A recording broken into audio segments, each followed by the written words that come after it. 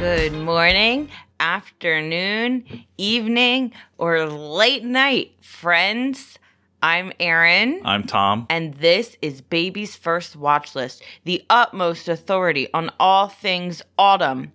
I have drunk the pumpkin cream cold brews. I have purchased a couple of fall tops, and we are here with the ultimate back-to-school movie. Well, besides Rodney Dangerfield's Back to School. Today, we are discussing the 1995 classic Sandler, Billy Madison. There is no Sandler without Billy Madison. I think that classic Sandler is its own genre. 100%. Right? And this is it. So, Tom, this was my first time watching Billy Madison. You have seen it. Not my first. Many times, I'm sure. When was the first time you watched it? I watched it after I watched like Big Daddy and Happy Gilmore and probably 50 First Dates and The Wedding Singer also. It wasn't my it wasn't like my first Sandler at all. It's the earliest one, I think, of like his big ones. What was your first Sandler? Big Daddy. Big Daddy? Mm-hmm. That's a good first one. It was a favorite. It was one of my favorite movies when I was a kid. That's cool. Yeah. Mine was The Wedding Singer. Yeah. Which is my favorite. It's a good one. One of my favorites. My favorite classic Sandler. Yeah. Although I do love Big Daddy. Okay, so in our decade plus together, I think that you have taught me so much. But I am not exaggerating when I say that I think one of the biggest influences you have had on me that appears over and over again in our lives is that now I like Adam Sandler movies. It started with Big Daddy. Yep. Because before then, I was a casual, I only like his movies with Drew Barrymore kind of person. But, you know, it continues with Billy Madison. I'm a full-blown Stanler. I'm a Fanler. I'm a Stanler. I don't know what you call it. I love him. Little Nicky next. What do you think? I don't know about Little Nicky. I heard that one's really bad from you. It's not good. I don't know. What other Adam Sandler movies should I watch? Happy Gilmore is a definite. And The Waterboy? Just for Kathy Bates? The Waterboy is a little, I don't know about The Waterboy, but okay. It's funny. Happy Gilmore's a must? Happy Gilmore is a must. We're going to have to watch Punch Drunk Love, which is not like a Sandler that's comedy. Paul Thomas Anderson. It's not a Sandler comedy, but yeah. Yeah, I don't know if there's that many other ones that you haven't seen that are worth it. Hubie Halloween, maybe? Yeah, I put Hubie Halloween down like later on. It's like, maybe I now pronounce you Chuck and Larry. Yeah, no, I don't know. I don't think that one ages well. Jack and Jill, maybe? Well, I've seen Jack and Jill, I think 3 times. Ew. What's It's awful. That's very college, Tom. It is horrible. There's I do not recommend one that came out around the same time as Jack and Jill. That's My Boy. That's My Boy. Which is Andy Samberg. Yes. And Vanilla Ice is in it. I love both. I love all 3 of them. I've seen that one too. And then there's the, Don't Mess with the Zohan. I didn't see that one. There was like that middle era that I missed of Sandler. Which is probably well, you say that, but you literally saw Jack and Jill and That's My Boy. So maybe not. Yeah. I think we're kind of missing out on Sandler now. Of course, we saw and loved Uncut Gems. Yeah. But we haven't been watching his Netflix stuff. Yeah, we didn't see Hustle, which we didn't see Hustle, which people like. Everybody I know that saw it said it was exactly what you think it is, and it's really good. We haven't seen like the murder mystery one with Jennifer Aniston. That wasn't Hubie Halloween? Is that Hubie Halloween? I don't know. We haven't seen Hubie Halloween. Oh, what about The Longest Yard? Oh, I did see that. It's okay. I did see that. There was a different murder mystery that's called Murder Mystery. I told you. I haven't seen any of the Hotel Transylvanias. No, Sorry, me either. Jackie Sorry, Marson. And my sister too. Yeah. We have seen Grown Ups and Grown Ups 2. I do love Grown Ups, and I even like Grown Ups 2. I know it got awful reviews. Yeah, I mean, the Sandler, I think that really turned me off Sandler was Funny People. Oh, oh my God, that was when Judd Apatow was like, he was like, you know how I make movies that are funny but way too long? This one is way too long and funny's in the title, but it doesn't reflect the movie. Yeah. I saw it in theaters, and I was like, what? I was just happy that RZA was in it, and I was like, oh, that's awesome. I'm going to go see that. Because it's Judd Apatow and Sandler and RZA and Jonah Hill. It's good now. Like if we went back and watched it, maybe it was just a little before its time. I think I'll leave that in the maybe category. Yeah. And never find out. I feel you on that. So Billy Madison. Mr. Deeds. Come on. Yeah, my sister liked that one too. Did you see Mr. Deeds? I don't think so, but it has Winona Ryder in it. You'd probably like Mr. Deeds. I probably would. It's a remake. Yeah. Yeah, from like a 1941 movie or something. It's got a deranged John Turturro role. It's good. All right, I'm in for that. So Billy Madison was actually Adam Sandler's first starring role. Yes. Before then, he was largely known for being a cast member on Saturday Night Live, where he was on from 1990 until 1995.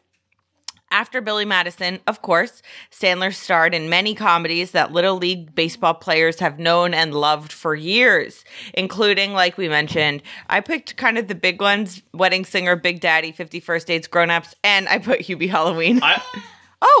Connie doesn't like Hubie Halloween. I would include Happy Gilmore in that. Happy Gilmore, I'm down for that. Because I think Happy Gilmore might have been the second one. Yes. But I'm not sure. It was. So I said, just to name a few. Oh, our baby's so sad. He's not crying. He's in his sleep. Yeah. He just likes doing that He's going to wake up shortly, and we're going to have to cut this, but I'll pick him up. We're good for now. So this isn't super surprising, but Adam Sandler actually has the second most Razzie nominations of all time. If you don't know what the Raspberries or Razzies are, they're the golden raspberries. Yeah. They're for the worst performances of the year. Can I guess who number one is? Yes. Is it Bruce Willis? It's not. Okay, because he just got a whole bunch, and then they rescinded them. They rescinded it. Because they found out that he's not doing well. Yeah, he has, what is it? Is it aphasia? Yeah. Yeah. We love you, Bruce Willis. No, it is not Bruce Willis. First, I'm going to have you guess how many Razzie nominations do you think Sandler has? 38. 37. Oh my God. That's so close. And it's not He probably should have gotten another one at some point. He probably will at some point. Yeah. And he's second only to, and then April's barking, only to one other actor. And I want you to think about, I'm going to pick the baby up. Okay. And tell me, go through your thought process. I'll tell you this. Bruce Willis is not that far off. I think I might have an idea. I'm not sure if this person has been in as many movies as, say, Bruce Willis. You could go through I'm thinking action star. And I'm thinking I have two guesses. My one would be Sylvester Stallone. It's Sylvester Stallone. Yeah. I mean, I know he's been in a ton of movies, but I figured that Willis would have been in more and more bad ones. Yeah, I don't know. I think that they give old Sly a nomination every time he's in something. Yeah. Or maybe he gets it for a bunch of stuff where it's actor, producer, all that kind of thing. Oh, that is true because he's involved more than right. He's very involved. Yes. What would be your other guess? Schwarzenegger would have been the other one. Oh yeah, but he hasn't acted in a long time. Yeah. But that was prolific in the 80s and 90s. That is true.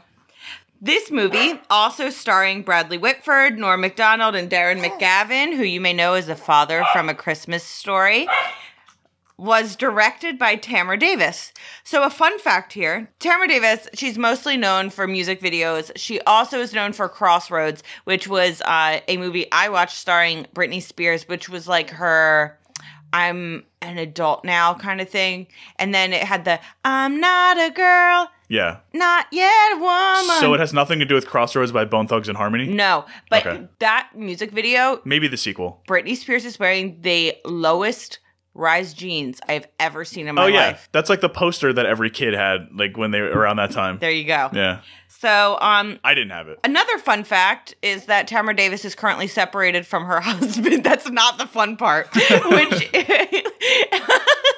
her husband, longtime husband from the 90s, Mike D from the Beastie Boys. Oh, wow. Yeah. I guess D stands for Davis. I guess. So, that's pretty cool. They have a couple kids, The movie was co-written by Adam Sandler, of course, and Tim Herlihy is how I'm going. I think it's Hurley. Hurley? Yeah. And you know about this fact I'm going to say? Maybe. I know he does all of he's a big contributor. He's a very frequent collaborator. Yeah. And do you know anything about his son? I actually don't. Oh, well, his son Martin is one of the members of Please Don't Destroy. Oh, really? On SNL now? Yeah, so Please Don't Destroy are, I believe, a trio who they are writers for SNL. They kind of have Lonely Island vibes because they also have digital shorts that play on SNL. Yeah. They are very funny. Also, I just found funny. One of the other Please Don't Destroy guys is the son of another old SNL writer. Steve Higgins. Yeah. So, nepotism lives. But guess what? They are really, really funny. They are good. They have a particularly funny video that was not on SNL, but I saw on Twitter where it's about a Shailene Woodley video game. Yes, that is very fun. We send it to each other every now and then. I love it. So that's kind of interesting, right? SNL, man. Lauren, get on it. Get some new people on. We did Mean Girls which had a lot of SNL alum. And this one, I didn't realize, when I was younger, how many SNL people are in this movie. And because you don't get, like, David Spade. Like, there's a whole, like, swath of SNL people from this era that you don't get. Yeah. But there's so many that you do get. Well, it's kind of interesting because I was looking at Adam Sandler's Wikipedia, and he was in, like, Coneheads before this. Yeah, so it seems that a lot of SNL people have little minor roles in each other's movies. Yes. It was a lot of the Conehead squad, apparently. So tell me, who are some of the people that were on SNL that are in this movie? Norm Macdonald, of course. Chris Farley. Yeah. Hold on, I have to look because now I'm blanking on the entire cast of this movie, even though we watched it like less than 24 hours ago. Jim Downey, who was the host of the show at the end, was the longest tenured writer in SNL history. I'll take it. That's really cool. Yeah. I think there was somebody else, too. The cast isn't, like, too huge. No, it's a high percentage, for sure. If you take out all those kids that did nothing afterwards. Yeah. The kids who, I'll talk a little bit about them later. None of them did anything after this. Well, nothing in, like, they didn't become famous. Acting, yeah. Yeah, they didn't just, like, disappear off the face of the earth after this movie. That would be wild. So, Billy Madison was a #1 hit at the box office when it debuted in February of 95. Yep. It was... mildly successful commercially, banking a $26.4 million pot on a $10 million budget.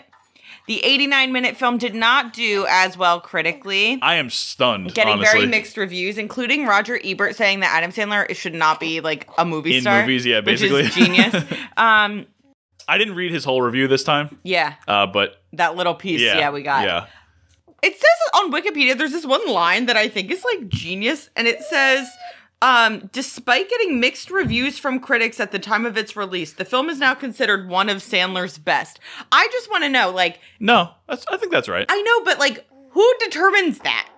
Why did that person write that? Was there a link? No. There was no link. But you know what? I will say, I am... a little bit more likely to believe them because they used the correct form of it's. Okay. There was no apostrophe in that sentence. I was like, you know what? I'll take it. Maybe it was me. Maybe. Put that in Are there. you a Wikipedia editor? No, you'll never know. Overall, like, I loved this movie. I thought it was so good. It's great. There's some parts that are like, like the whole Sandler voice thing, but like, it's... I thought it got really good when the schooling started. I agree. Like the first part of it is okay. Oh God, it's just But I also love the premise, and it goes along with my enjoyment of movies. If I'm watching a comedy, if I'm watching something that is light, I want it to be light. I don't want any real conflict. And like Billy Madison, I saw in the cast. Yes. He lets everything just kind of roll off his back like a duck. Like, he doesn't care. Well, I mean, love that. It's funny because why does he even want the business? Like, that's never even established. Well, he doesn't. He gives it away at the end. Well, I know, but that wasn't the point of the spoilers. That wasn't the point of the whole competition. The point was that he was going to get the inheritance that Eric couldn't get. It's not like he cared one way or the other about the business. True. I think he just wanted to make sure that he could still just, like, do whatever he wants, and that would be, like, being rich and stuff. Perhaps it was a bit of an identity crisis. But, maybe Mrs. Nesbitt. But I will say, he has a nice change of heart and a deeper understanding of what life is about by the end. Should I get into the plot summary? That's the perfect segue. Okay, so we open up with the 27-year-old... I wrote billionaire. I'm not sure. I'm just going to say he's a billionaire. Why not? Heir to a Fortune 500 hotel chain called Madison Hotels, named Billy Madison. Oh, also, our friend got married at Madison Hotel. So we're friends. So shout out to them. That was like one of the 600 Madison hotels that there are in this movie. Billy Madison, played by Adam Sandler, and he's hanging out with his deadbeat friends Frank, played by Norm Macdonald, and Jack, played by Mark Beltzman, who I think had SNL ties as well.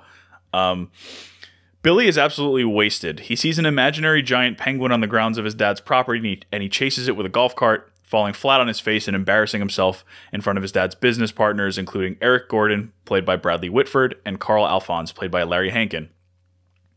Billy interrupts his dad's business dinner by obnoxiously slurping soup, childishly yelling gibberish, and seemingly threatening Eric, so Billy's dad, Brian Madison, played by Darren McGavin, boots Billy from the dinner table. I will say, I did laugh at the gibberish. It was so stupid. It was so dumb. Speaking later with Eric and Carl, Mr. Madison decides to deviate from his succession plan of turning the company over to Billy and instead allow the devious Eric to take the reins. When Billy begs him to reconsider because Eric is an awful person, Mr. Madison tells Billy that he paid for Billy's entire way through school by bribing every single one of his school teachers to pass him. Billy says he'll go back to school, and so his father takes him up on that. In order to allow Billy to inherit the company, Mr. Madison decides that Billy has to pass all 12 grades of primary, secondary school with 2 weeks per grade to prove that he would be competent enough to take over. It's just the dumbest premise. It's genius. On his first day of school, Billy runs into Veronica Vaughn, played by Bridget Wilson, a third-grade teacher who spurns his advances.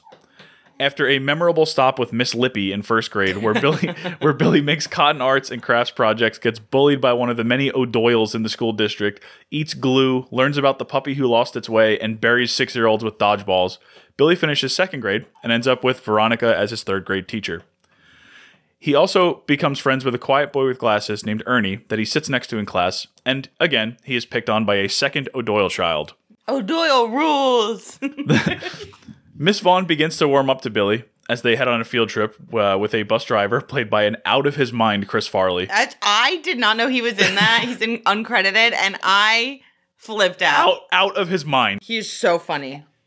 And it's on this field trip that Billy becomes popular with the third graders. When Ernie accidentally pees his pants, Billy puts water on his own pants and declares that peeing your pants is cool.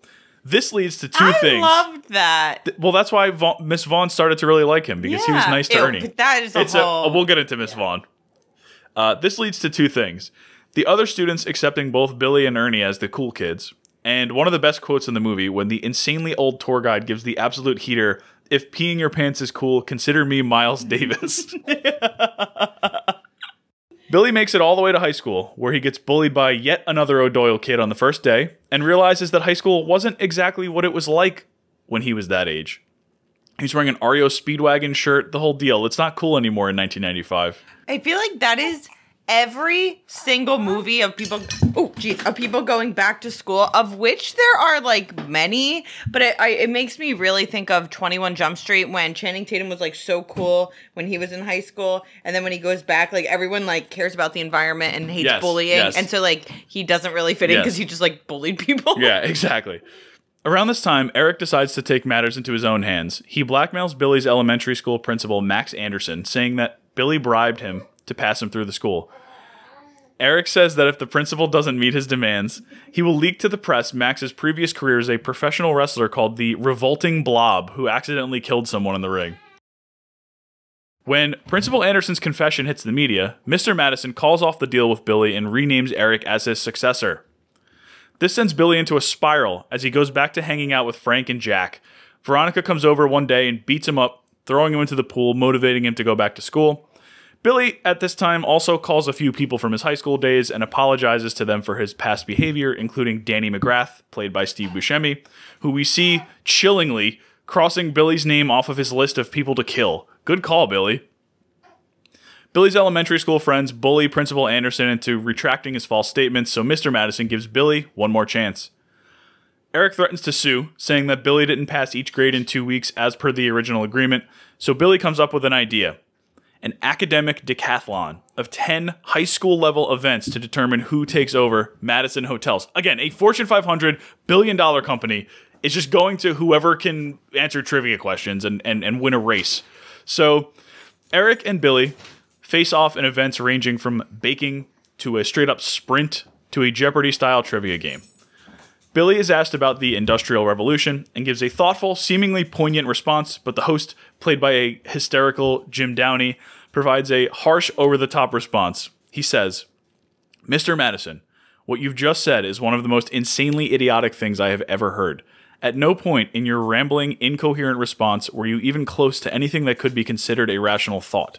Everyone in this room is now dumber for having listened to it. I award you no points, and may God have mercy on your soul." It's what every middle school teacher has thought at some point. Yes. And then Billy goes, a simple no would have been fine. Or wrong, whatever. Next, Eric is asked about business ethics.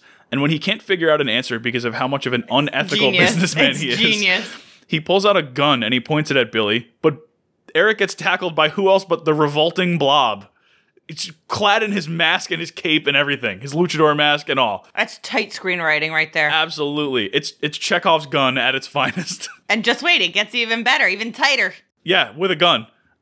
When Eric escapes and tries to shoot Veronica, he's shot in the butt with a rifle by who else but Danny McGrath, the man Billy called earlier in the movie and apologized to. Not only was that a good call, it was a great call. Yeah, oh man. So Eric is, I guess, subdued. And so we cut to graduation, where Billy decides to give the business to Carl, a more mild-mannered and honest businessman, and says that he wants to go to college and become a teacher. And Eric, who is at the graduation for some reason, hobbles away on crutches, and Veronica kisses Billy, and the credits roll. Well, not just that, like everyone kisses. Oh, yeah, right. Like there's like so Chris five Farley, different people. Chris Farley kisses the penguin. Yeah. Norm kisses somebody. Yeah.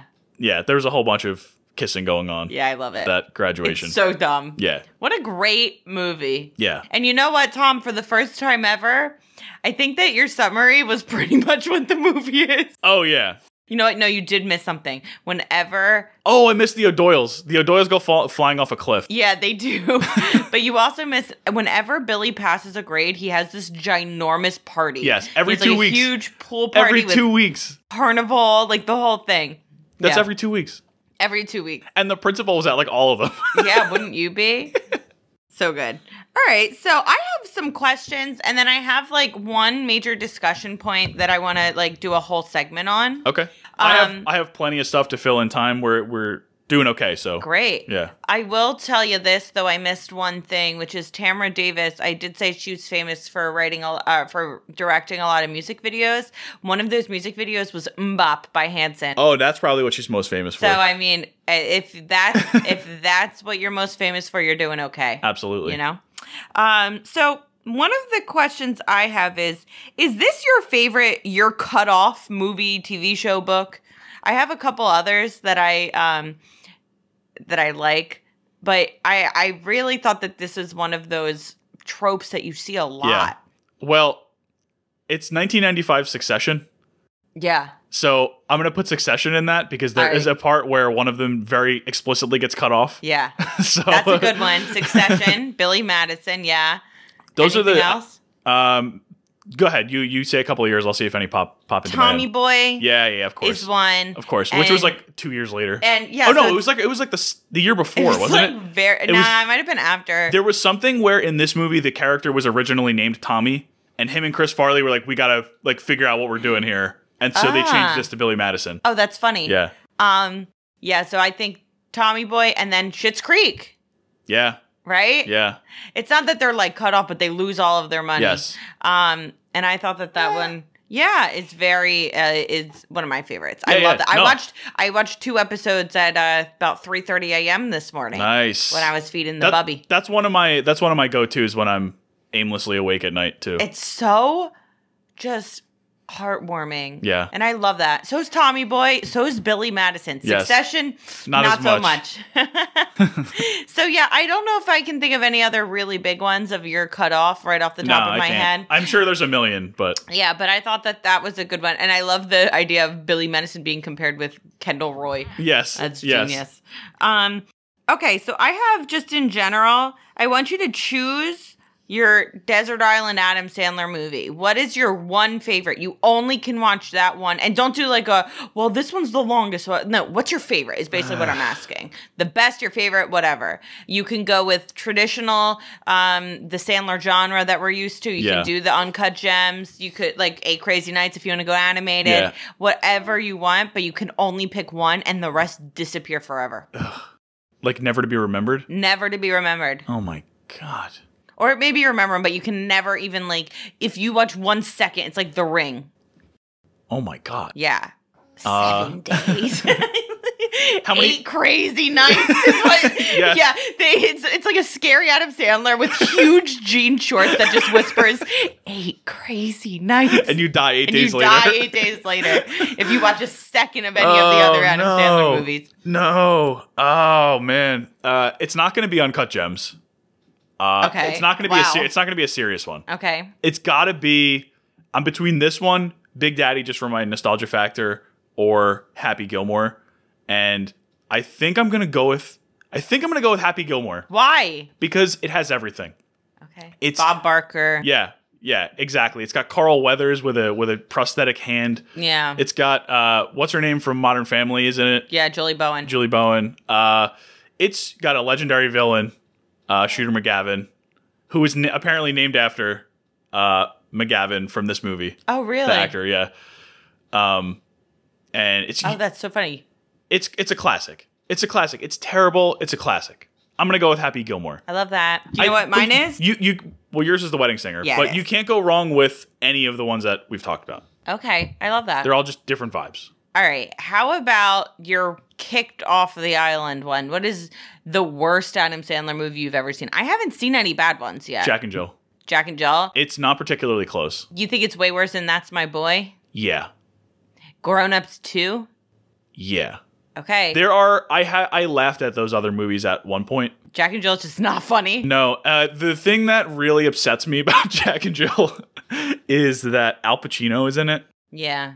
And like, there's no reason for Al Pacino to be in Jack and Jill. That is kind of sad. And he's like playing himself, but he's playing like an evil version, not an evil, but he's playing like a pretentious version of himself where he's doing like Dunkin' Donuts commercials and he's just being really mean to everybody. Yeah. And it's like, why did we need to do this with Al Pacino? Like, all right. It just makes me upset. I think that's fair. Jack and Jill makes me upset. You think that Jack and Jill's worse than I Now Pronounce You Chuck and Larry? Yeah, because it was a few years later, and while I Now Pronounce You Chuck and Larry was offensive at the time, we're 2011. Yeah, I think Jack and Jill was, and right. Jack and Jill was offensive in 2011. So like, I feel like the later you get, the more Jack and Jill's just like offensively bad. Yeah. Just the more you should know better with what you're putting out. Okay. What is Jack and Jill about? He plays like him and his sister or something? And it's just, it's that's really it. That's the whole movie.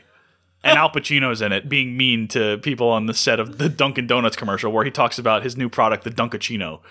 Oh my God, that's actually a funny joke. All right. Jack and Jill's gotta go. Sorry, Jack and Jill. We're killing you and Maverick. Yes, exactly. So one of the things that I noticed, there's a scene where Billy like dances down a staircase, sings and dances. Yeah. I thought he was going to fall, but he didn't. Because it was like tumbling or something? The song was about tumbling, so it was a nice red herring there maybe. Yeah. But it really reminded me of the scene in Love Actually where Hugh Grant playing the Prime Minister has a whole scene where he's like dancing, I think to the Pointer Sisters, down a staircase. And you have not seen Love Actually. Right. But there was one night. So they stole it from this movie. I think that they stole that from Billy Madison. Love Actually, I think, stole from Billy Madison. And I think that Adam Sandler you should probably get some rights to that. Sandman, if you're listening. Take a look. Lawyer up. Take a look at Love Actually, 2003, Christmas classic that gets worse and worse every single year. I swear I loved it when it first came out, and now it's so cringy. I don't know. And Tom, you have never seen it, but one night I read the entire Wikipedia page to you and added in my own commentary. So I've pretty much seen it. So you pretty much have seen it. Yeah. It is a who's who of the British. Of Britain. Yeah, the British royalty that's not royal. The early aughts. Yes. Including an 18-year-old fresh-faced Keira Knightley. Yeah. Yeah. Who I love. Who I love, too. And her husband, Chiwetel Ejiofor. Yes. And who I also love. The guy who loves her, what's his name from Andrew Walking Lincoln? Dead? Andrew Lincoln. Yeah. Who I like. Yeah. So there's lots of people. Colin Firth is in Alan it. Rickman, right? Alan Rickman and his wife Emma Thompson. Yep. Liam Neeson's in it. Liam Neeson's? The whole squad. But it does not super hold up well. Oh, and also the guy who plays Ferb in Phineas and Ferb is in it. Okay. I think. Sure. No, I'm not. Oh, wait. He's in Game of Thrones, too. He was the one that was He was Jojen Reed. He was with Bran. Hodor and stuff. Bran. Yeah. He was the kid. Yeah. So he's in it, and he plays the drums, and they sing All I Want for Christmas Is You. So, there's that. but I think that they stole from Billy Madison. Yeah, I believe it. You believe it? Yeah. Well, that's all that I Sandman's asked a for. genius. My next question is, who is your favorite minor character? I have two. I love the old lady dressed up from the 1700s that likes to pee her pants. Yeah. And, Chris Farley is just... He's so good. It's a legitimate... It makes me sad. Anytime I see Chris Farley in something, it makes me sad. It's a legitimate... We could have gotten more. Oh, absolutely. It's a legitimate show-stealing performance from Chris Farley. His sideburns. Okay, and also, his hairline. Yes. He, does a comb-over that starts literally right above his ear. I just love the way that he's introduced, where, Billy is talking with the kids on the bus, and they're like, hey, let's hit the bus driver or something. And they hit the bus driver. Sandwich. And they hit him with the sandwich, and then it just cuts to the front of him, from where the mirror is in the bus. And so you see the top part of his face looking backwards into the rest of the bus, and he's just muttering under his breath. It's so good. It's the perfect introduction for cursing. To a cameo that immediately I'm sure people in theaters were like, oh my god. Oh my god, because he was so famous at that time. He was the number one actor. Comedian. So I'm gonna just add something here. So the actor who played Ernie, who was Adam Sandler's friend or Billy Madison's friend in third grade, moving on, he retired from acting after this movie, and he recently did an AMA on Reddit, which was I think a year ago. After Norm Macdonald's death. So Norm Macdonald died. He posted a photo of him and Norm Macdonald, and then people were like, oh, you should do an Ask Me Anything. So he did one. Can I just really quick interrupt with my favorite Norm Macdonald thing? Yeah, I was going to go Chris Farley, but... okay, you know what? Just go, and then I'll talk about Norm Macdonald. We can talk about Norm for an hour. I don't really know much about Norm Macdonald yet, but... I'm sure I will find out, watch his specials, all that. But one of the things, well, first of all, he was fired from SNL for making a joke that was anti OJ Simpson when he was literally a murderer, right? And people got mad. And I think one of the producers was a friend of OJ's or something. Yeah. But one thing that it's poignant, but one thing I really like is his, he died of leukemia. Yes. He had it in 2013, I believe, a type of cancer. Didn't tell anyone except for his family, his agent. And then it went away. He had a recurrence in 2020 and then died in 2021. He was only 61. Yeah, something like that. But he had a great line that said, I'm totally paraphrasing, that he hates that when people say cancer won or I lost the battle with cancer. Yeah. And he says that cancer never wins. At best, it's a tie. Yeah. You win until it's a tie, because when you die, cancer dies too. Yeah. And I think that is such a nice way to look at it, to make you feel I don't know, less upset. Yeah. It's something to think about. It's calling back to one of our previous episodes, the Misery episode, where Kathy Bates' character says to James Caan, if I die, you die. That's what the human body says to cancer. If I die, you die. Yeah. And that kind of, it's a little comforting. I don't know. It feels a little bit better than saying that someone lost the battle with cancer. Yeah. So shout out Norm Macdonald. Love him. Gonna watch all of his specials, including his latest, which came out posthumously. Yeah. Yeah. All right. So anyway, keep going. So the actor who played Ernie, his name is Jared Cook, and he talked glowingly about every single person in the cast. It's obviously Norm Macdonald, who he posted the picture with. He also said that Chris Farley was so funny, and that he had a ton of takes on the one line where he screams "no yelling" on the bus, and that there was so much cursing that they weren't able to use. He also said that scene he called it the Chris Farley show, where there was a ton of improv going on and nobody had any idea what he was going to say or do. That's awesome. And when he got so red, the whole scene he is beat red, and they had no idea. They didn't know what any of his lines were going to be. That's amazing. Yeah. He also said, he loved Adam Sandler. He said, I remember when we shot all the stuff on the bus, it was in between takes, and Adam picked his nose and showed me this disgusting booger on his finger. In that moment, I knew that guy was the coolest. That's awesome. Is it him, or did you find out on a trivia thing that Adam Sandler was absolutely massacring these kids when they played dodgeball? Yes. I don't think he was in that scene, actually, because that was first grade. Oh, okay. But that is a very famous, Adam Sandler talked about it on Conan. He did, so in the dodgeball scene, he's he's beaning these kids. So he gets hit in the face with a dodgeball, and then he ends up catching one, and he's like, "You kids are in a lot of trouble." And then there's like a 30-second scene of him just beaning kids with dodgeballs, and apparently they had to keep cutting away when they were editing it because the kids were starting to cry. That's amazing. He was crushing them with dodgeballs. They actually banned dodgeball at some point in my school. And so what we did was they changed it, the gym teachers, where they would put a 3 traffic cones out on each person's side and put one ball on top of each traffic cone and say, the goal is to hit the balls off the traffic cone. But it was just dodgeball. Yes. I love that. Do you know what Jared Cook said the hardest scene to keep it all together was? I wonder. No, what was it? The Sloppy Joe scene. The Sloppy Joe scene was amazing. They're at lunch one day, and there's just this weird old lunch lady with this music that the music in this movie is amazing.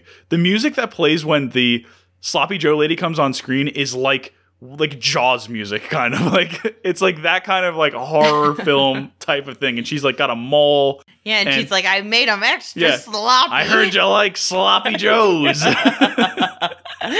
So weird. And she's never in the movie again. No, there's so many of those little characters. The Miles Davis lady's never in the movie again. Yeah, so who's your favorite minor character? It has to be Chris Farley. It has to be the bus driver. It's one of those things we always talk about, a Tony Soprano character, where it's he's the best minor character. Yeah. But if I'm taking him out of it, I guess it's I love Norm. I love Norm and Jack and Frank. Yeah. I think they're amazing. Yeah. They're maybe a little bit more than that because they're recurring. Yeah. But I love the Sloppy Joe lady. Yeah. I love the Miles Davis lady. Yeah. All these one-off characters, the Steve Buscemi's character, all these characters are great. That's so true. They're all deranged. Every single one of them is insane. It makes sense then that Adam Sandler would do so well in a Safdie Brothers movie, because that's kind of what one of the things that they're known for too is just taking random people off the street who do not look like stars, like Hollywood who don't actors. Look like human beings. Yes. It's kind of like I just think of the two brothers from Uncut Gems. Yeah, exactly. It reminds me of the John Fetterman commercial where he says, "I don't look like a politician. I don't look like most people." Which is the most comedic, genuinely funny thing that I've ever heard from a political ad. Yeah. I love his political ads. We hate you, Dr. Oz. So I just love that. And so clearly, if, maybe the Safdie brothers got some inspiration from Adam Sandler movies of the fact that sometimes these random side characters that are barely even characters, they're just people that are in a movie for 2 milliseconds, you can come up with some of the funniest stuff. Yeah. Well, the Safdies, they love Adam Sandler. They wrote the movie for Adam Sandler. So I'm sure that they had some sort of influence from a lot of his movies. You even have the kid that stuttered, and then that leads to the very famous line. Today, Junior. Which is not nice. It's ableist. But and he gets in trouble for it. Rightly so. He does get in trouble for it. If I was... He would have been Miss Vaughn. Yeah, I would not let the kid start off reading and have him just go. That's not how you do it. Right. But whatever. Again, 1995. Yeah. And the thing with that is he's good to the kid. They're friends later on. I know. Another question that I have another what's your favorite question? And what's your favorite part of those graduation parties? There's got to be there's a flamethrower guy. There's the clown on stilts that falls and cracks his head open. Hemorrhages. Yes. My favorite is the guy who rides the jet ski in the fountain. Yes. My favorite is when Jack, one of Billy's friends, is just spraying a kid with a hose. Yeah. And the kid's like, "Who are you? Stop doing this. I don't know who you are." And he's just blasting him with a hose. It's so good. I love those parties. I kind of want our son's birthday parties to be kind of inspired by that. I was going to ask you, if you had to do this, what... I just said pick one theme that you would do for one of your parties. Because I could have had you do 12, but... My God, imagine. I don't know. I think maybe kind of a unicorn theme would be cool, because you can really work with that. I know Adam Sandler, he pretty much only does like circus themed Yeah, every time. Every party was like pretty much the same. Yeah, but I think you can have different types there. You can do a unicorn theme. That would be cool. Make it more rainbow. Make it purpley and pretty and sparkly. That would be fun. Maybe you could have like a Furby theme. Furby, absolutely. You know, that would be fun with especially in 1995. What's the shell one? Shelby. Shelby, which I did not know Shelby existed. Apparently it was a shelled Furby. Yeah, I had one. Yeah. Shelby was chaos. And apparently their personalities were like ornery. Yeah, they were like mean. They would like make fun of you. That's awesome. So yeah, I say unicorn and Furby theme. Okay, yeah, we can do that. Okay, one of the things, if we're talking about those parties, like you said, the principal was at almost every party. The guy who played the principal, his dad is Zero Mostel or whatever, who originated the lead in Fiddler on the Roof. That's random. Isn't that crazy? That guy was I don't know if he originated it, but he played the lead guy on Fiddler on the Roof. That guy, the son, the principal, Josh, he was in, I know him from Big Daddy. He's like the adoption agency guy. Yep. So I just have to say, he had the best fit ever in the scene where he's being blackmailed by Bradley Whitford. Yes. It was sort of these like matching short shorts and a button-down collar shirt that was like this kind of 70s orange-brown floral. Yes. And it just makes me think how lucky we are in this world to have Adam Sandler's style, too. Yes. You know, nowadays, to those that are not in touch with high schoolers, they have it's become a theme day.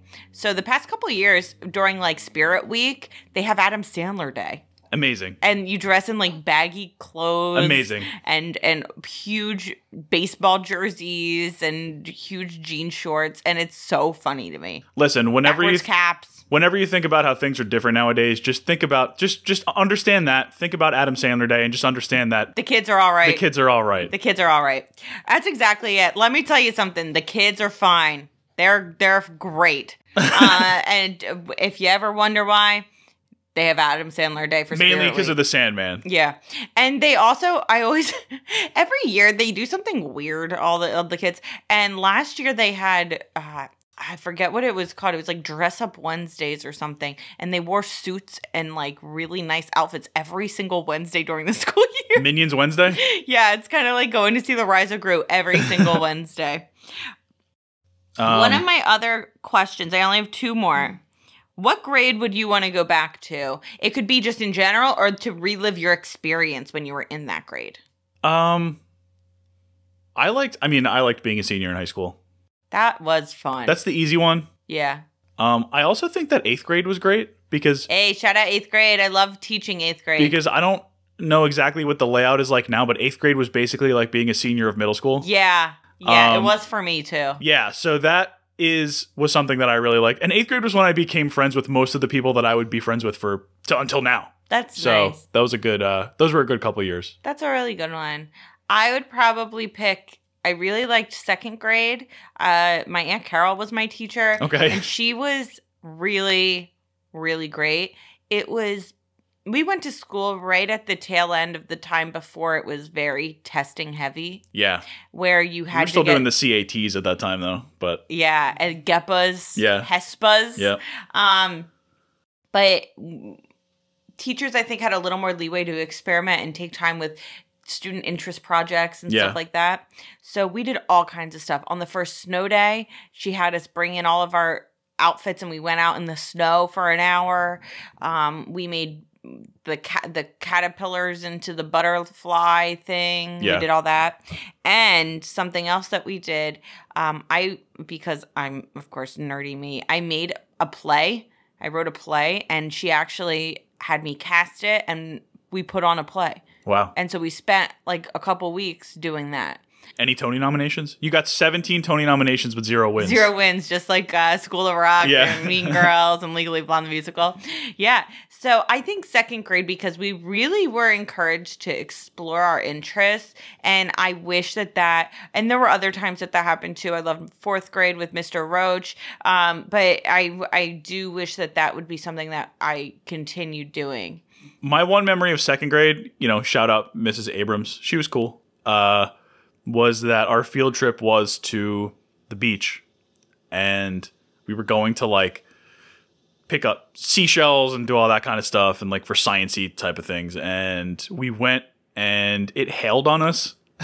So we were on the beach and it just started hailing, and we were all like sprinting back to the bus. That's awesome. I love stuff like that. Yeah. That's what you remember. Yeah. Oh, I also remember in second grade we did a Thanksgiving play, and I really wanted to be the lead Sarah Josepha Hale, and I was not given that part. Instead, I was given the part of narrator number 3, and I was so upset. And Aunt Carol was like, no, like narrator number 3 is like the best part. Yeah.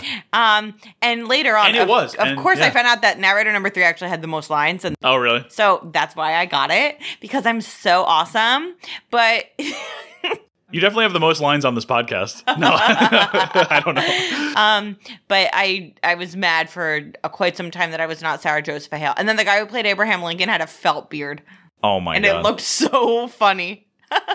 All right, so yeah, it's second grade for me. I like your kind of seniors in middle school thing. Yeah. I think my last question before I ask you for your questions are, do you think Billy would make a good teacher? He wants to be a teacher. He decides to go back to school for it. No. Yeah, I know. I think he would have the best of intentions. And he would be so fun. Yes, he would be very fun. He would teach the kids nothing. Yeah. He would be worse than Dewey from School of Rock. Yeah. Because Dewey from School of Rock at least has a skill. Like, he can teach the kids how to play music. Yeah. I don't know that Billy Madison has a specific type of, like, teachable. What subject? I know, that's the thing. Like, I was thinking, okay, well, maybe he could be a special. But it's like, what special would he teach? I don't know. Party planning? Maybe party planning? He's not very good at the clarinet, so he can't really do music, because we saw that in the decathlon. He lost the sprinting race. I've got it. Home ec. He makes an amazing, what is it, a pie? Like at the end in the decathlon? Yeah, perfect. He makes a perfect pie. He's going to be the cooking. He's going to be the cooking teacher. Cooking teacher. That's beautiful. Yeah. And yes, he'll be good. Sure. All right. The kids will love him. Especially elementary school. Oh my God. They'll eat snack packs every single day. They'll love it. Perfect. All right, Tom, give me some of your stuff, and then we'll go to my special segment. All right. Well, we'll start with Mrs. Nesbitt. It's got to be Billy. Yeah. Because he's I know who it is. Steve Buscemi is the other one I have here. Yeah. I didn't even write much about his character. I just wrote that Steve Buscemi's character was going through some stuff. Because we don't know what was going on here. He just had a list of people that he was killing. That's wild. Yeah. Why was he there? He crossed Billy's name off the list. Eric's name wasn't on the list, because when we saw that scene, I looked on the list to see if there was anybody else. You have to understand that. Why was he there? When you're watching Adam Sandler movies, you have to go in with a sense of whimsy, Tom. There's no logic whatsoever. There's no logic, and there doesn't need to be. No, of course not. But yeah, Billy, there's a point in this movie, and I don't even really know what point it is, where he realizes that he needs to grow up. Yeah. And even by the end, he hasn't really grown up, but he's got his priorities a little bit more in order. Yeah. Instead of just getting really drunk and chasing around hallucinatory penguins. True. So yeah, this is a pretty simple one for this episode. Now, food. Yeah. There's a lot of food in this movie, and it's all like. They talk about daiquiris a lot. There's like daiquiris everywhere. Yeah. There's the whole snack packs versus bananas debate with him in the. Juanita's amazing too. That's another side character that I didn't even mention. Veronica brings him a bunch of snack packs to celebrate his third grade graduation. Yep. And it's like a pack of 30. And she's like, "Oh, this will get you through the weekend." Yes, exactly. So much pudding. Obviously, the sloppy joes. Chris Farley and somehow also like Billy's friends eat all of the kids' lunches on the bus trip. Yep. I didn't know that that Frank and Jack were at the field trip. Well, again, there doesn't need to be a reason. No sense. The banana too also ends up killing the O'Doyles. Yes, that is exactly right. Chris Farley tosses a banana out the window of the bus, and then like they show it again. They do. I'm telling you, the screenplay is much tighter than a lot of movies we watch. This movie, Billy Madison is a smart movie. Yeah, and I will say that until the day I die. I thought it was very cerebral. So like way, way, way later in the movie, out of nowhere, it's like all the O'Doyles who you never see in the same screen together until this time. It's like, I love the O'Doyles. They're like this, like, dirty, working class, like, Irish family.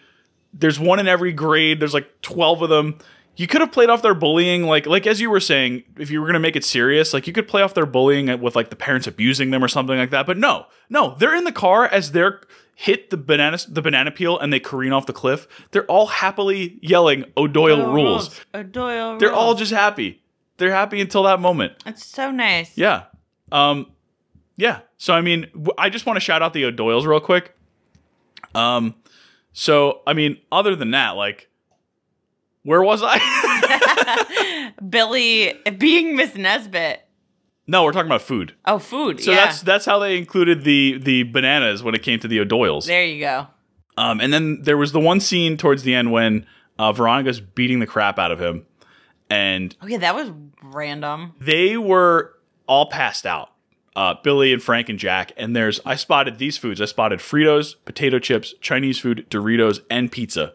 That's awesome. When they're all passed out. There could have been more that I missed, but that was what I spotted. Fantastic. So that's a lot of the food in the movie.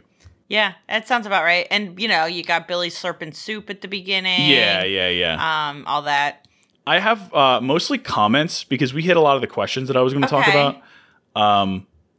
So in the first scene when he's like spreading lotion on himself and he's running the golf cart around the grounds and speaking gibberish and the borderline offensive Sandler voice, all I could think of was, and this is a good Sandler movie. Yeah, it's so true.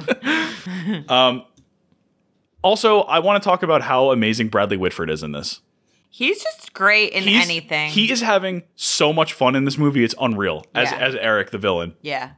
He's like the faces he makes, the little like rat laugh he has when he throws the whatever it is, then he hits his secretary in the head and knocks her into a coma. Yeah, she's in a coma after that.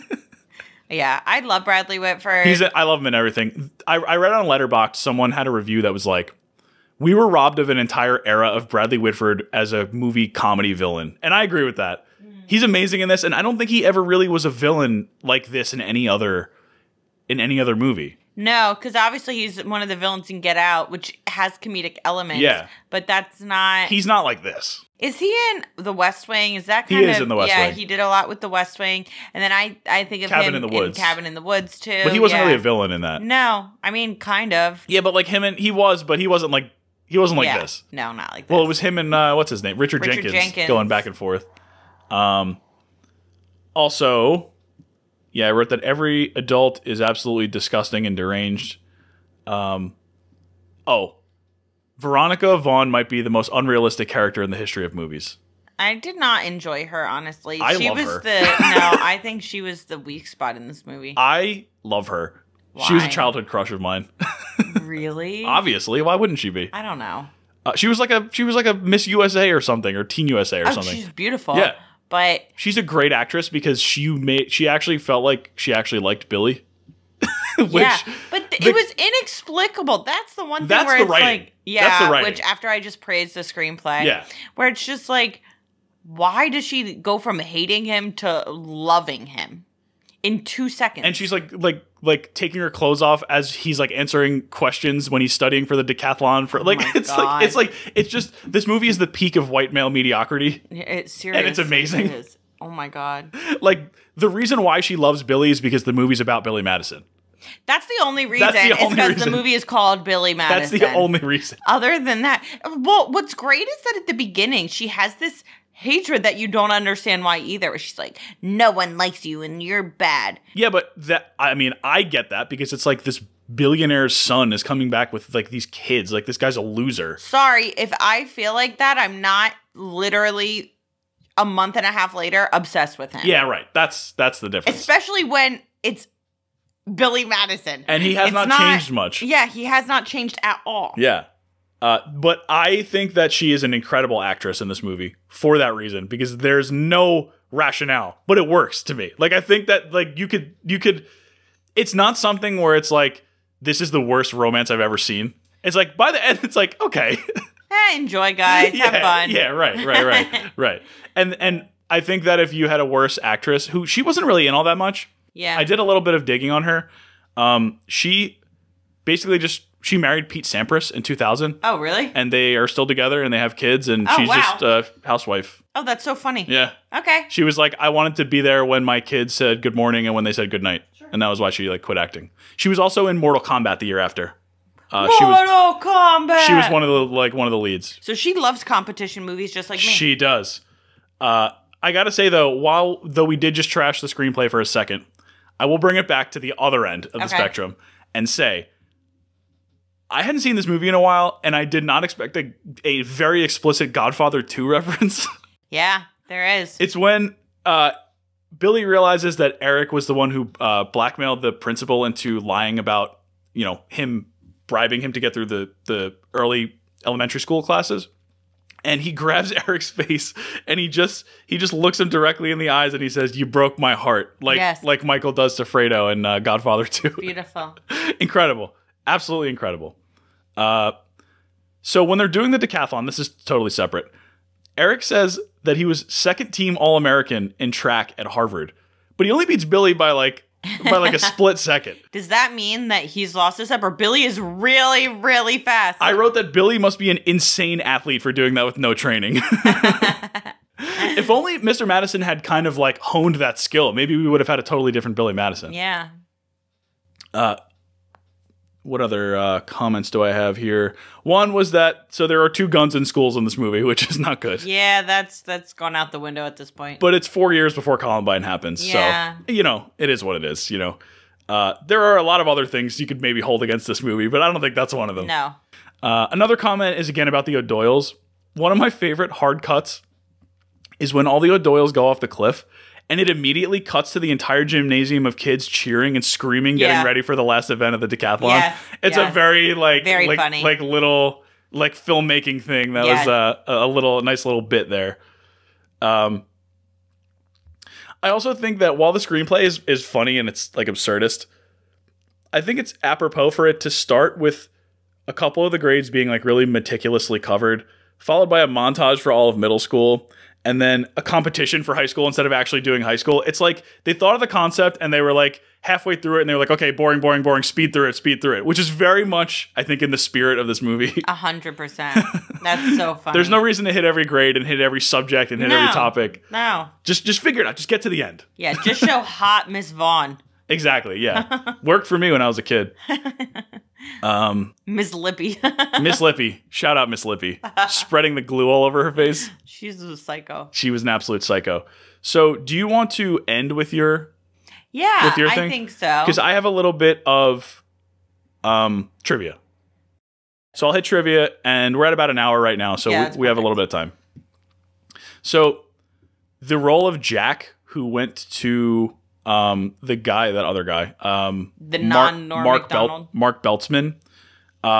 When Adam Sandler was on Norm Macdonald Live, which I guess was a talk show he did, he said that role was originally written for Stephen Colbert.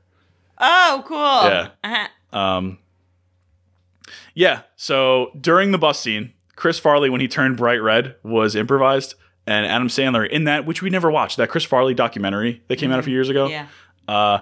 Before every scene, he was chugging espresso to maintain his attitude and his manic energy. Oh my god. Charles Bronson turned down the role of Mr. Madison.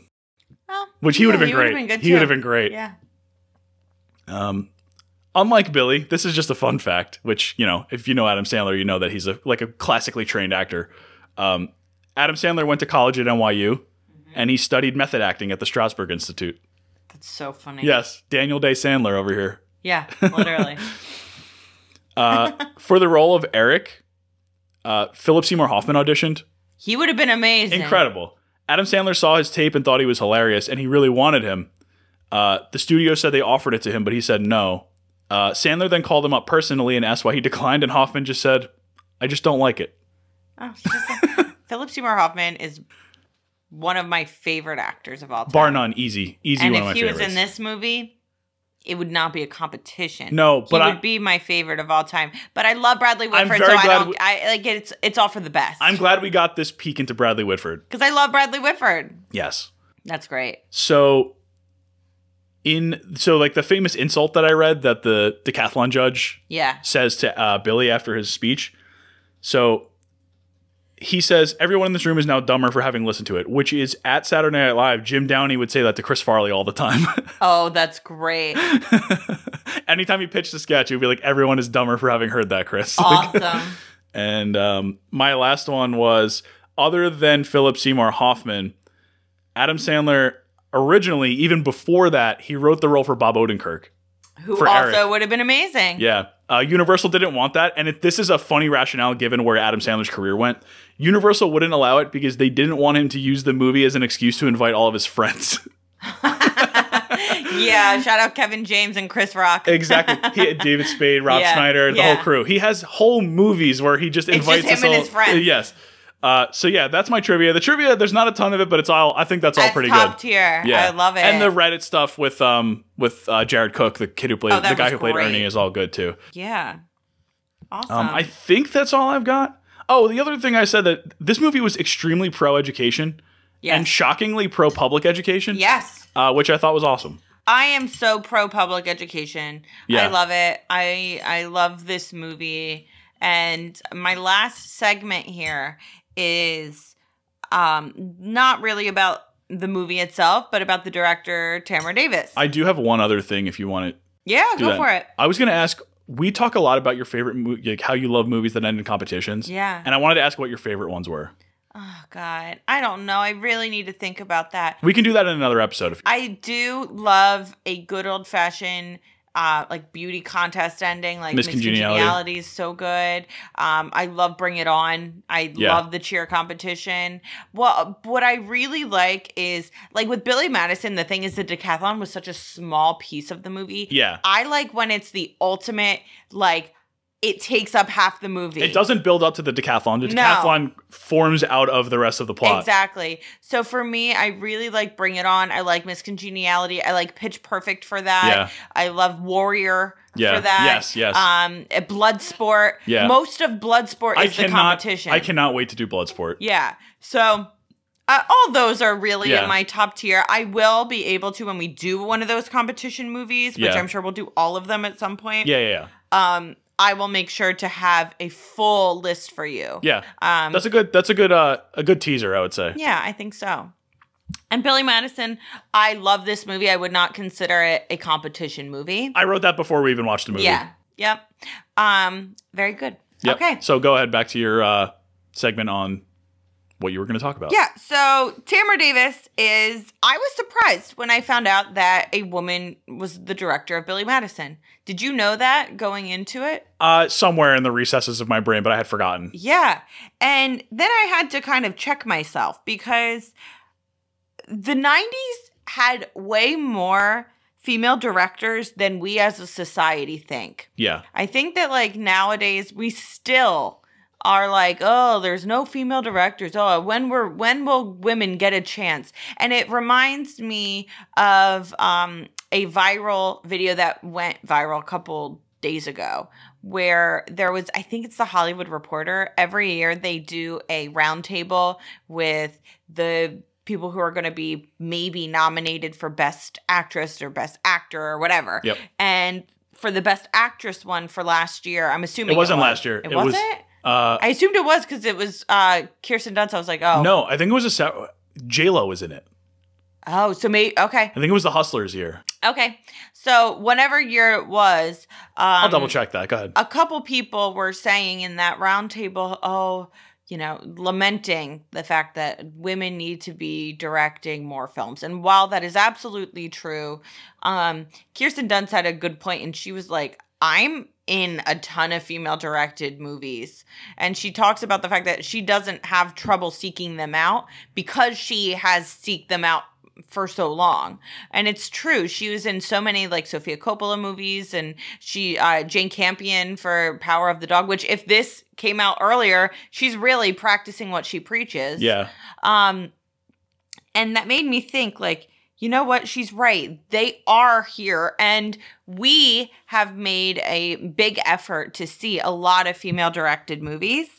If I'm thinking about the 90s, that's really when women directors became more mainstream and we saw more of it. In fact, some of my favorite movies of the 90s have female directors. You have Amy Heckerling with Clueless, one of my favorite movies of all time. Maybe it's my favorite movie of all time. Of course, one that we'll cover. Of course. Nora Ephron with Sleepless in Seattle, an amazing movie. A League of Their Own with Penny Marshall, and Nancy Meyers with The Parent Trap. Yeah. You also have movies in the 90s by Sofia Coppola, Lynn Ramsey, Catherine Bigelow, Jane Campion, all really prestigious filmmakers. Lynn Ramsey's nuts, but she's great. Yeah. And I think I found the movie that Kirsten Dunst was promoting, and it was The Beguiled, 2017. Oh, that's Sofia Coppola. Sofia Coppola. Yep. So, of course. And she was also in 2017 in a movie called Woodshock, which was directed by Kate and Laura Mulvey. She said she does movies with her friends, like female friends. That was their first movie. First movies. She said that. She said, you need to be in movies that women are making that it's their first movie. Her last 3 movies are all women directors. I love that. And her next one is Alex Garland. Well, who's not a woman, cool too. He's cool too. Yeah. So I wanted to kind of think about and research how many movies we've seen that have come out. I think around 2009, 2010 until now, the past 10-ish years, between 10 and 15 years. And I found a lot of different directors that we've seen. Do you want to guess the number? 12. 25. Wow. We saw movies, sometimes more than one by each person. But 25 different women directors that we have watched within the past couple years that have made movies within the last decade and a half. Yeah, I guess I just thought right off the top of my head, I thought of like 8. So I guess that does make sense that there was a lot more that I didn't remember. Do you want to give me the ones you know, and then I'll add a few others? And this is just like, I want to do this so that people can understand that they're available. They're here. Yeah. I am one of my hills I'll die on is I'm against when people say they don't make movies like they used to, or all there are sequels now, and movies aren't as good as they used to be, and it's all Marvel and blah blah blah. I am so against that idea. Because we are not watching art house films. We're not people that go and say, well, this movie from 1978 in Holland, like we watch. Which, shout out those people. And if you do that, that's wonderful. But it's not like we have to go to some movie that only plays in one theater in the world on a 7 a.m. on a Tuesday. Like we watch movies that all I do when I put stuff together on what to watch is I look up things that are nominated for awards, things that are on like the best of lists online, and we do that. We found every single one of these movies that we watched legally too. We didn't Yeah, we found every single one that we've supported through streaming services, that we've bought, or that renting, we've rented. Yeah. So I just want to have this little segment as a way to be like, well, if you are interested, and if you're one of they don't do female-led films. Yes, they do. And here are some. Yeah. Go ahead and give me... So we're talking like since 2010? One is 2009 because I really liked it and I wanted to talk about it. No. What was the 2009 one? Fish Tank by Andrea Arnold. Oh, yeah. I wouldn't have got that one. Yeah. So I've got like Chloe Zhao. Yep, Chloe Zhao, who was Best Director for Nomadland. She also did The Eternals. Deborah Granick from Winter's Bone, right? Yes, did she do Leave No Trace? Leave No Trace. Which I love Leave No Trace. That's an amazing movie starring Thomasin McKenzie and Ben McKenzie. No, Ben Foster. Ben Foster. Ben Foster. There is... Well, now I just blanked again. I know. Just think of the big ones. Who are the big... Well, there's Lynn Ramsey. Who did You Were Never Really Here. And she also did... And We Need to Talk About Kevin. Yep. Olivia Wilde. Who we know from Booksmart. Although right now she's getting just absolutely massacred on Twitter every day. That's why I thought of her. And she's coming out with Don't Worry, Darling, starring our fave Florence Pugh. Yep. Coming out soon. Jane Campion, Power of the Dog. She did Power of the Dog. She did The Piano in the 90s. Yeah. Go ahead and start. So I've got Marielle Heller. Yes. So she did Beautiful Day in the Neighborhood, as well as Can You Ever Forgive Me? 2 really, really, really good movies for the past couple years. Unique movies. Lulu Wang, who did one of my favorites, The Farewell. Regina King, who we know as an actress, but she did One Night in Miami. Lorene Scafaria, who did Hustlers. Oh, yeah, right. Chloe Zhao, we mentioned. Celine Sciamma, who did Portrait of a Lady on Fire, which is a French film that's really, really well done. We also watched Frozen, and Jennifer Lee is a co-director. Okay. Yeah.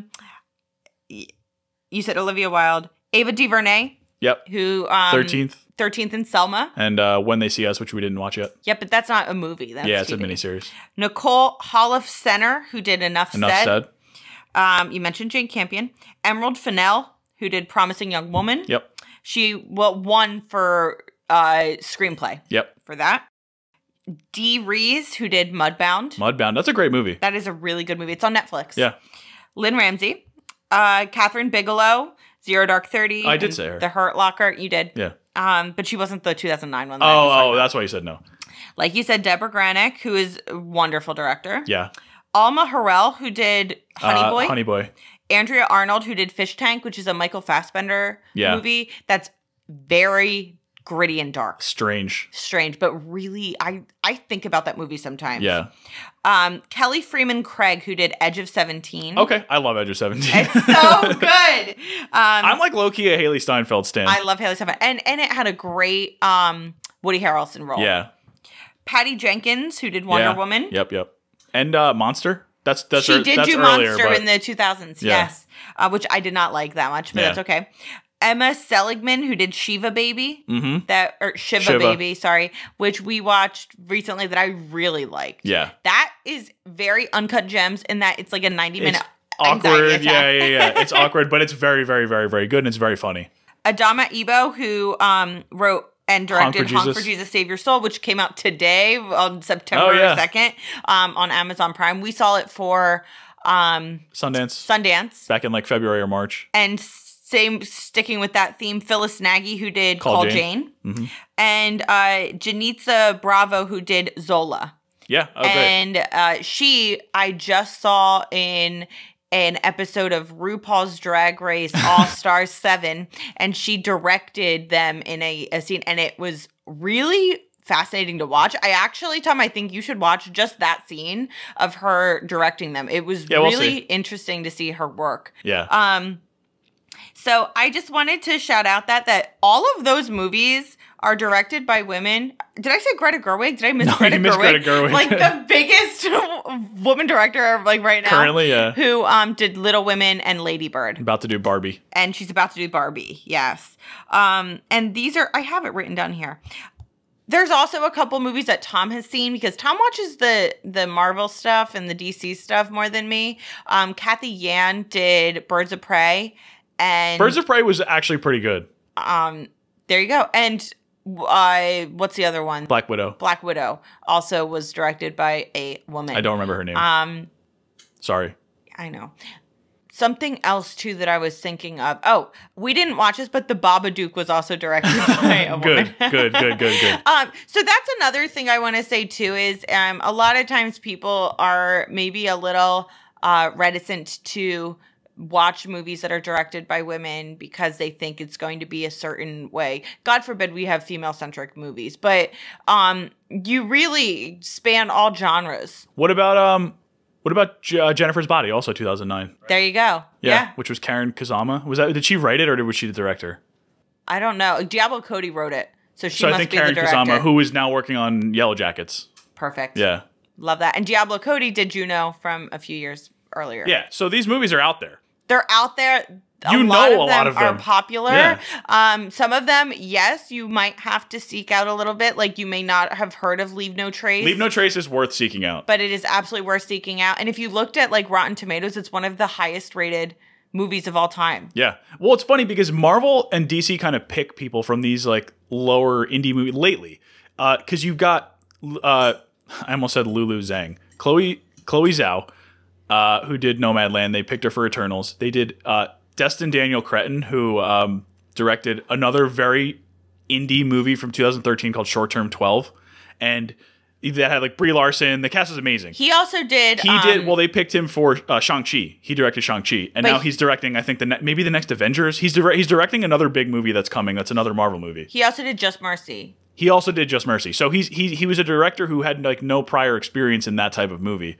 But his previous work is so good that, and same with Chloe Zhao. She's got a bunch of movies that people really liked, culminating in Nomadland, which she won Best Director for, and it won Best Picture. So these, a lot of times the people that you see in Marvel movies, directing Marvel, DC, these big budget blockbuster movies come from, the short-term 12s of the world, and from the, Leave No Trace, and, You Were Never Really Here. Well, that's another thing. Like, the movies that you can't, that aren't right in your face, If you like Joker, then you should watch You Were Never Really Here. There's lots of movies that are just barely under that big profile one that you're going to see tons of commercials for. Yeah. So I would suggest, if you don't already do so, which if you are listening, maybe you do these and you're like, yeah, I saw all these. Yes. And you also forgot A, B, C, D, E, which we probably didn't forget, just haven't seen. Yeah. And so I would really, really suggest that you take a moment to maybe seek out some female directed movies, because I feel like a lot of times there's a really special touch added that a woman director, there's just something about it's a different perspective, characterization that I love. It's a different perspective, which I am all about. Something different. Exactly. I don't need to see the same movie over and over again. 100%. That being said, I've seen Billy Madison about 55 times. A woman directed yes. film. Yes. Love that. You can start with Billy Madison. Start with Billy Madison and work your way out from there. And then maybe you'll end up at Zola or Hustlers or something. Yeah. Or and then you can keep going further than that. Yeah. Why not? You'll go into foreign film, and we're just going to keep it going. Absolutely. Awesome. There's my my soapbox moment. Yes. But I just wanted to throw that out there because there's so many movies that are so great that I want to talk about with people. Exactly. And I don't want my You Were Never Really Here episode to get two listens, Yeah, and it'll be me and you. Yeah, exactly. I mean, well, like Leave No Trace, if you watch Leave No Trace and you think it sucks, tell me. I want to talk about it. You won't think it sucks. You won't, but yeah. It's legit one of my favorite movies. It's so good. Yeah, so does Billy Madison go on Baby's first watch list? Yeah, obviously. He already saw it. Yeah, exactly. Yeah, whenever he wants. There's only one F word in it, and it's right at the beginning. Oh, yes. Yeah. No, I think there's another one. I think I caught a couple. Two? I think I caught a couple. That's still okay. Why not? Yeah. And yeah, it's a little risque. Yeah, but who cares? Yeah. Yeah, throw it in. Yeah, I watched it when I was like 9. It's fine. It's fun. All right. What are we doing next week, Tom? Next week is a movie that requires no introduction. Oh, it's Shrek. It is 2001's Shrek. Now, I wanted to do an animated film again because we haven't done one in a while. Yeah. We didn't want to do another Disney one right away. Yeah. And also because this is our kind of back to school time, so I wanted to do a movie that reminded me of school. Yeah. And this played in every single school growing up, and I'm sure still probably does. It does. I'll talk all about how Shrek is kind of intertwined with my elementary school remembering and memories. Yeah, I mean, it's got Mike Myers, Eddie Murphy, Cameron Diaz, John Lithgow. What else could you want? What else do you want, people? I mean, yeah. So, shine your shoes, wipe your face, come with us to Duloc next week. That's awesome. Play some Smash Mouth. Yeah. But maybe like on YouTube because they're doing some crazy stuff. Yeah. So continue to follow us on Instagram at Baby's First Watch List, on Twitter at Baby's Watch List. Rate us 5 stars. We got actually a decent amount of 5-star reviews on Spotify. So yeah, like double digits. Yeah, it's awesome. Keep that rolling. Get us to triple digits. And again, we're gonna. We should do this. We should do this. This should be our thing at the end of the episode. Babysitters Club. # tell a friend. # tell a friend. Tell a friend. Heart. Tell one friend. Tell 5 friends. No. Just start with one, and then if they like it, then every week tell one friend. Tell one friend, or our baby's gonna cry. Yeah, and please, we don't need any more of that. Okay, so next week is Shrek. We will catch you on the other side of fairy tale land, I guess. Yeah, got a better sign off than that. I'm trying to think. I'm like, I should have saved the Duloc line for last. It's not the gumdrop